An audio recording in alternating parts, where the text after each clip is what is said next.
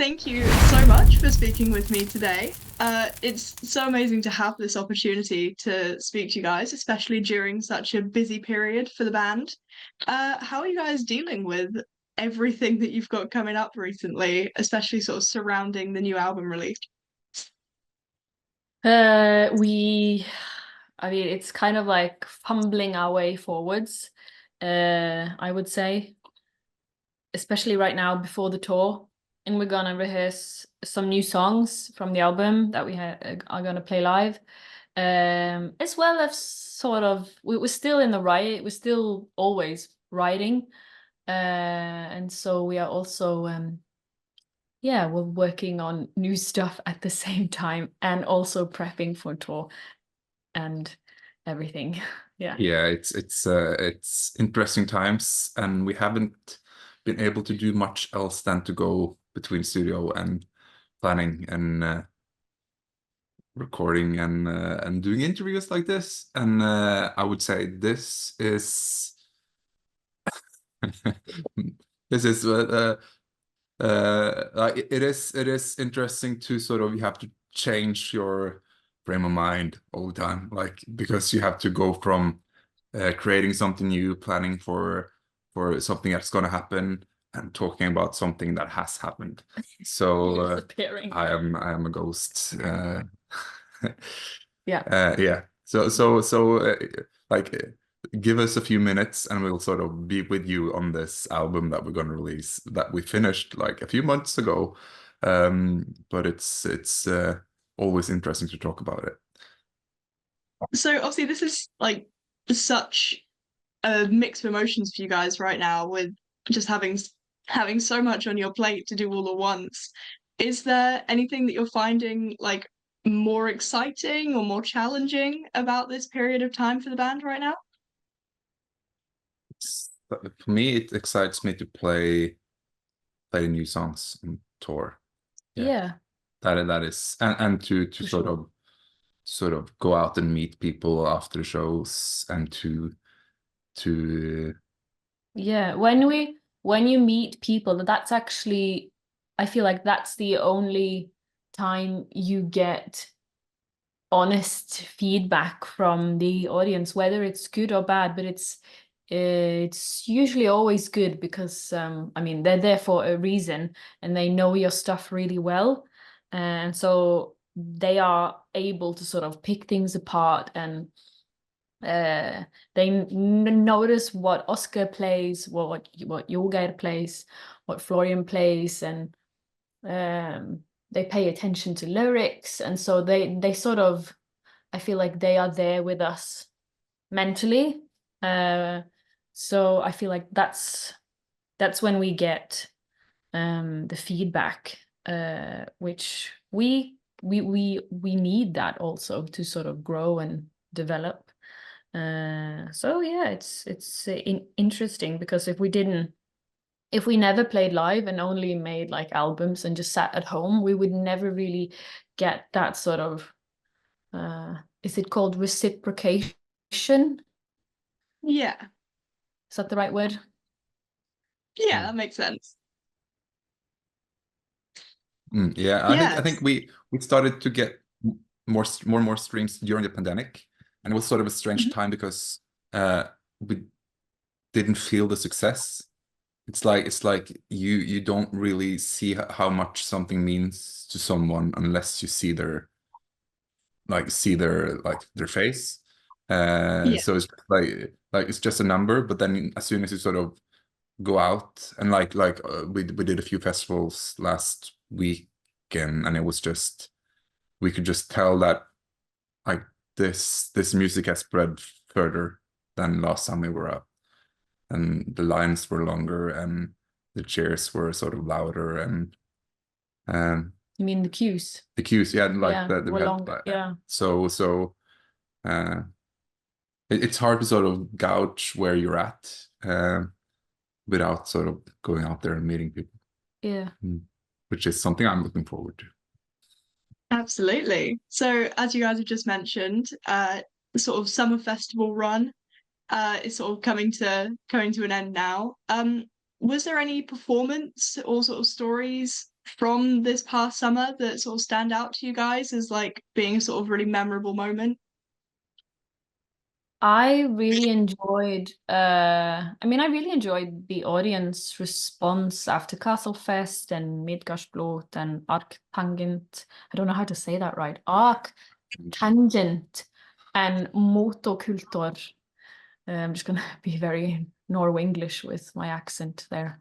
Yeah, and I think obviously because we've lived in UK for a bit, so I thought perhaps there'll be some people in England, and the response was really good. But what I didn't really foresee is that there would be anyone there in France at Motokultur.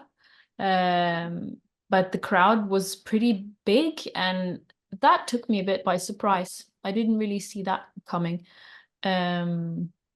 Midgardsblot is always really nice, always really lovely crowd, and also very international, despite it being in Norway. We did have some technical issues there. We effed up a little bit, but the crowd was really supporting either way, so that was really nice. Yeah. And also the show we did before Heilung in Poland. in Poland, yeah. Yeah. That was great fun. Both, like, it was an interesting event because there was storm warnings coming to all our cell phones. Wow. Like half an hour before the show, and then it started pouring down. Like, stay inside. Yeah, and the stage was like it was roof, like there was like A tent. a tent, big tent, but still was like the stage was misty with just vapor, and I could just, as soon as I took out my guitar, I was just like, oh, electronics isn't working exactly as it is. Oh no. Yeah. Because the instruments adapt to the damp in the air. Yeah. Yeah. But it was a really fun gig, and afterwards just hanging out with Highland was a lot of fun as well. Yeah.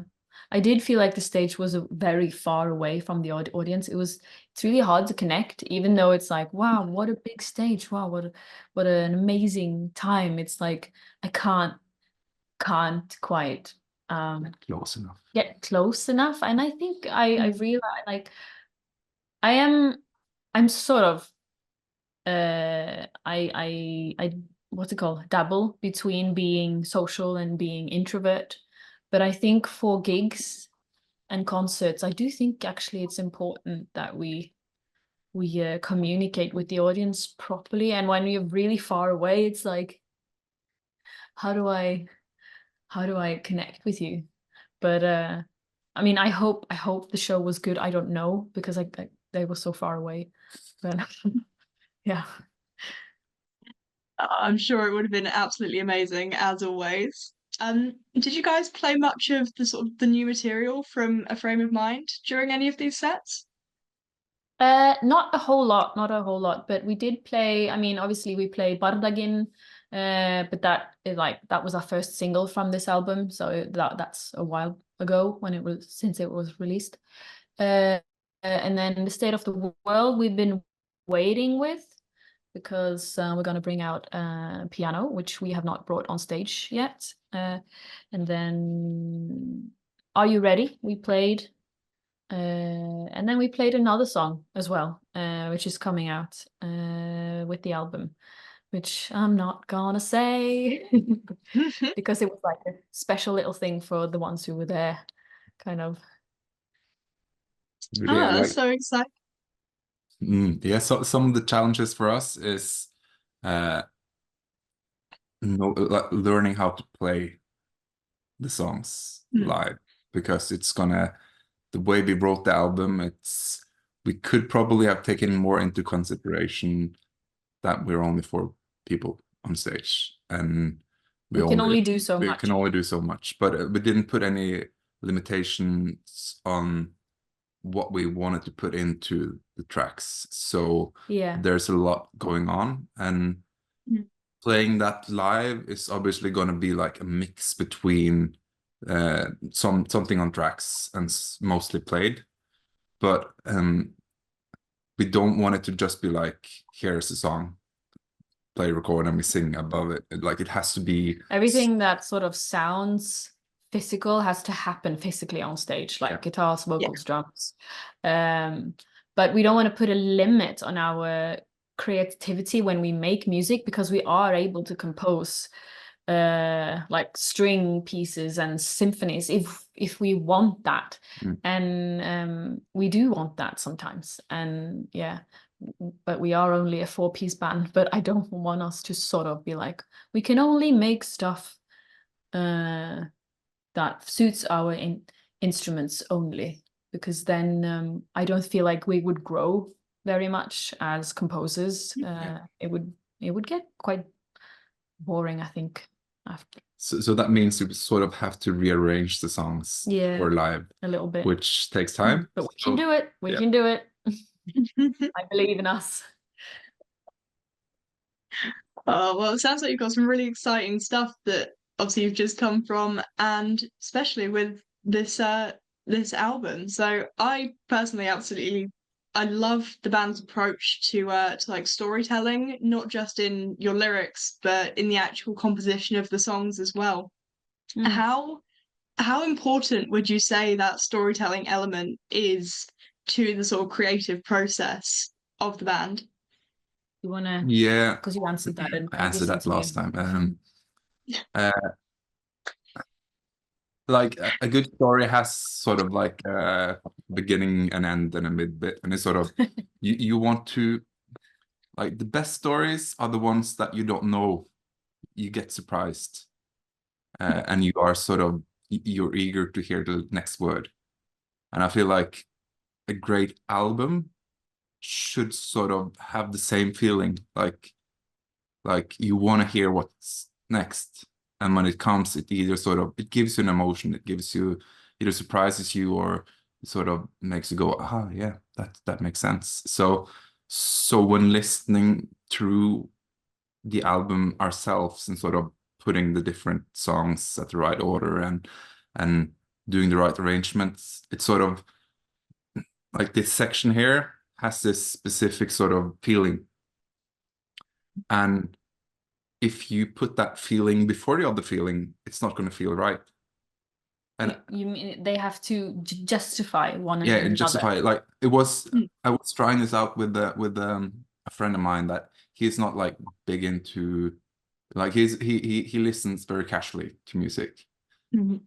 On the line, I played him the entire like album the way I thought it was going to be at the time, and I had like this idea that he was gonna really enjoy this track and not enjoy this track, like based on what I thought he would enjoy. But then he came up to me like, "Oh, I really like this track, but not this track," and it was just like I was completely surprised, like, but this track is like totally you. You should like this. And I was just stumble and like I was looking through it, and then I realized it wasn't the track that was, it was nothing wrong with the track, it was just the wrong place. So when we moved the track to a different place and it sort of got more sort of time to breathe, then I showed it to him like a month later, and then he really loved the track that I thought he would love, which is just like the packaging really matters. You need to be ready. Yeah. To receive, in a way. Just going on from the storytelling element, would you say that there's any particular storytellers, whether that be like literary or musically, that have sort of influenced the way that you approach your narrative style in your writing? Yeah, probably. I mean, we're all big readers of fantasy. I would say I probably write more than I read, unfortunately, but I do pay attention to other singers, other female singers, how they present their songs, and obviously storytelling. Storytelling is a big part of folk music in general, whether it's from Norway or from England or Ireland or Ukraine or Bulgaria. I mean, storytelling is a big part of folk music, and we do have influences from folk music, and I think I mean, it's not something I'm always conscious about, but it's important to me. And I think it sort of sneaks its way in there mentally one way or another. You did like grow up with the Asbjørnsen and Moe folk tales. That's true. I sometimes take these things for granted, and I don't think of them as like extraordinary. But I guess, you know, my mom and my dad did read me stories, a lot of stories, Norwegian folk tales and stuff. And my mom is also a rose painter. Like, she does this Norwegian rosemaling, as it's called, where you paint for furniture and everything that's made of wood. You make it very sort of floral and stuff.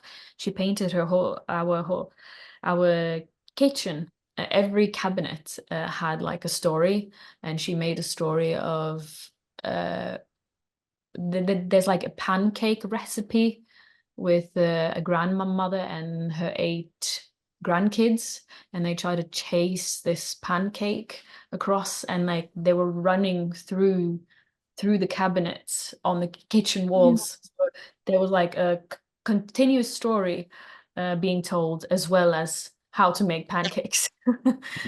Yeah.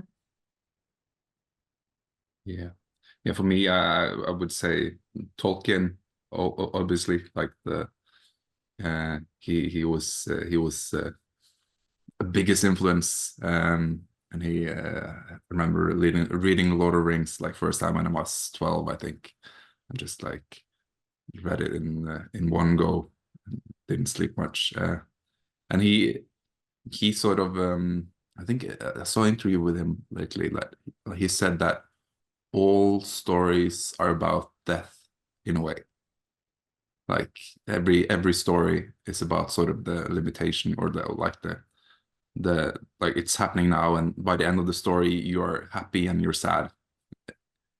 Sort of like I remember sort of reading the end notes of the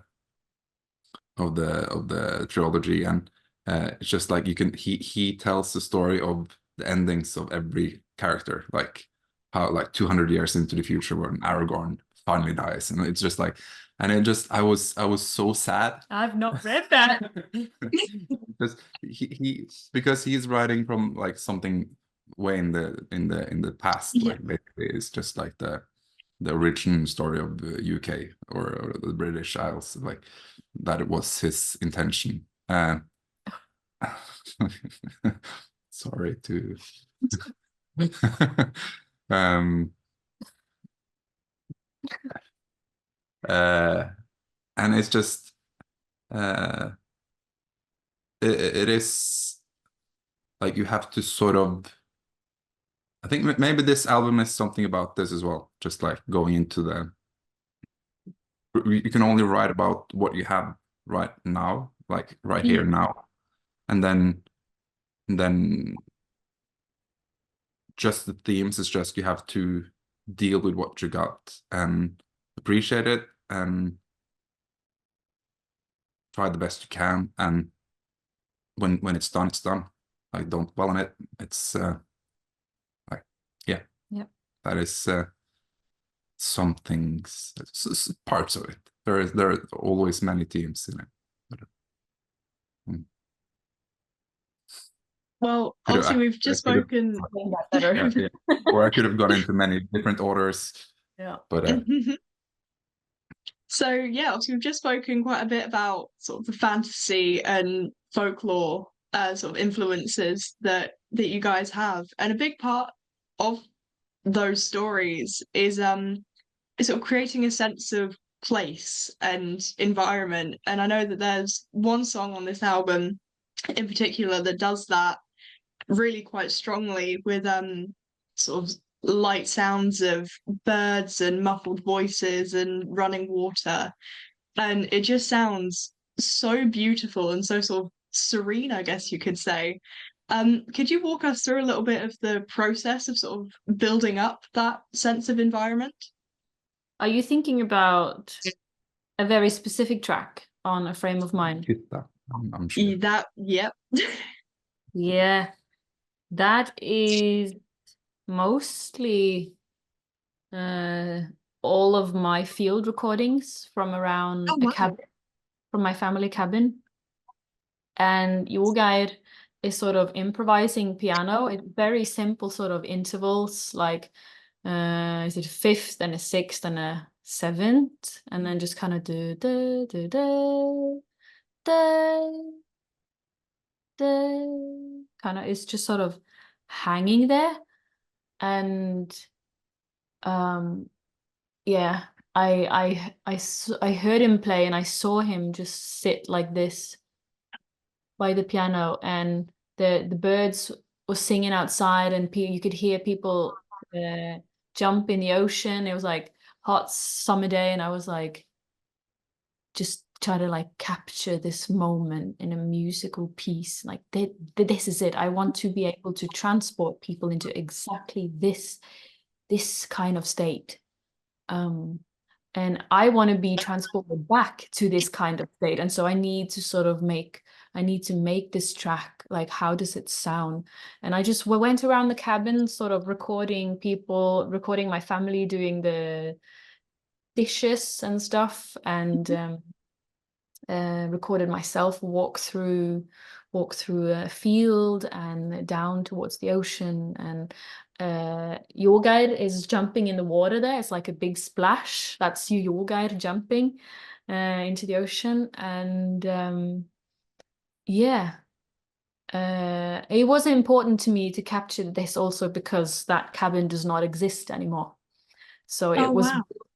it was built in 1937 by my ancestors, and then it was demolished in was it 2023? Yeah, it was Oh, just gosh. in a bit of a state, I guess you could say, Mm. and it was sort of impossible to keep it alive, or keep it sort of in a good shape. A lot of wood was getting quite rotten, and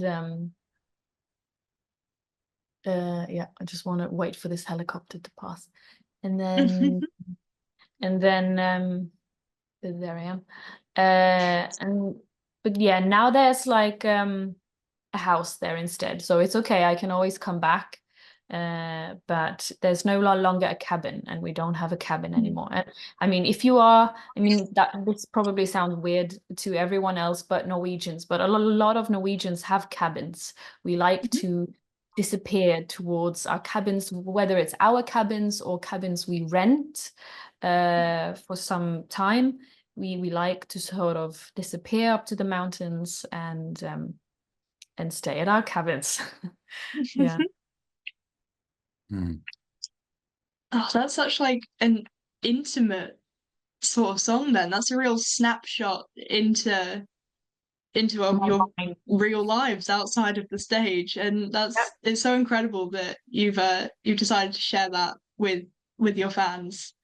Um, is there anything in particular that you hope listeners are going to take from any of these songs, like specifically from this album? How do you want this album to leave your listeners feeling?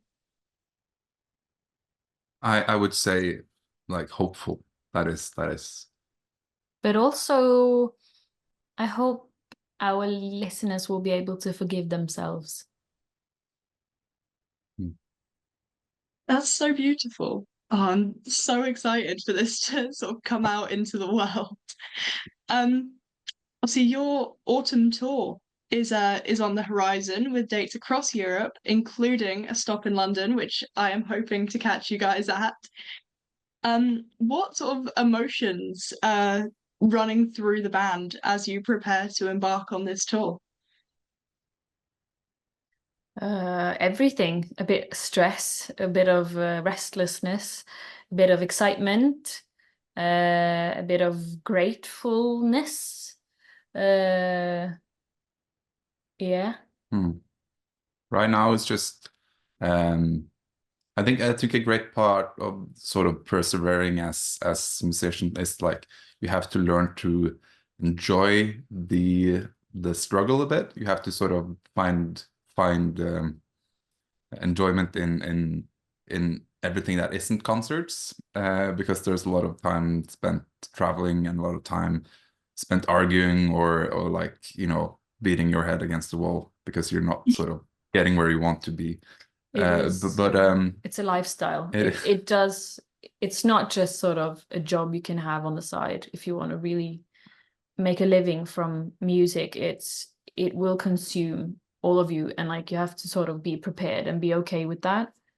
but Yeah. like right now it's just like you have to sort of we have to prepare.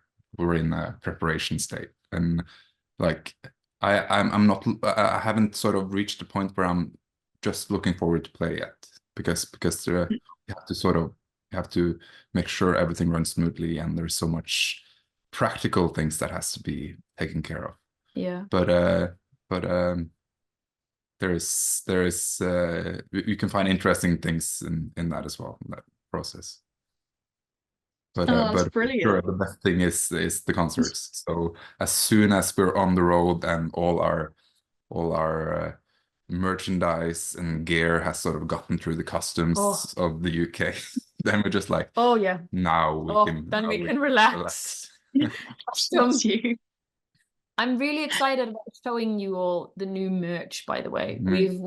We've tried to step up our game a little bit and try to create really creative merch that reflects us a bit better, and yeah, that's worth it. And also investing in quality garments, quality cotton that lasts.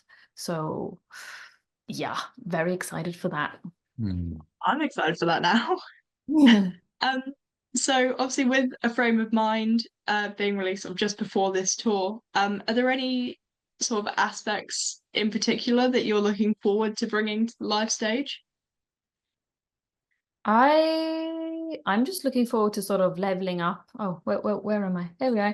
I'm looking forward to leveling up, I'm really excited about the stage design. I'm trying to work with a designer to make like props in the background, and also to work together with the light technician to make it look really cool. And yeah, it has a lot to do with the crew for some reason. But yeah, I do enjoy sort of creating a package together with our crew and make like a really killer sort of not just performance, but like a story that has like all the visuals in place.